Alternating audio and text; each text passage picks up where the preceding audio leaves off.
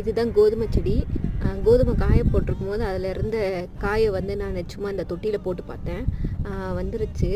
இவ்வளோ சின்னதாக இருந்த செடியில் கோதுமை எப்படி வரும்னா, இது பாருங்கள், இதோ தெரியுதா, இதோ இந்த மாதிரி ஒரு ஊசியான ஒரு ஃபார்ம் க்ரியேட் ஆகுது. இதுக்குள்ளே தான் வந்து கோதுமை ஒளிஞ்சிருக்கு. இந்த இலை வரும்போது கோதுமை வெளியே வரும். அதில் இன்னொரு செடியில் காட்டுறேன் பாருங்கள். இது பாருங்கள், இந்த கோதுமை நல்லா வெளியே வந்திருக்கு. குட்டி குட்டியாக இருக்குது பாருங்கள், பார்க்கவே ரொம்ப அழகாக இருக்குது. இப்போ இந்த கோதுமை வந்து முத்தி தான் நமக்கு வந்து இந்த கோதுமை வந்து சமைக்கிறதுக்கு காய வச்சு எடுக்கிறாங்க. பாருங்கள், எல்லாத்துலேயுமே வந்துட்டுருக்கு. நான் வரும்னு நினைக்கவே இல்லை, சும்மா போட்டேன், எல்லாத்துலேயுமே வந்துருச்சு. இதை பார்த்து தான் எனக்கு ரொம்ப ஆச்சரியமாக இருந்துச்சு. இது குட்டியாக இருக்குது பாருங்கள், ஊசி மாதிரியே இருக்குது ஃபார்மு.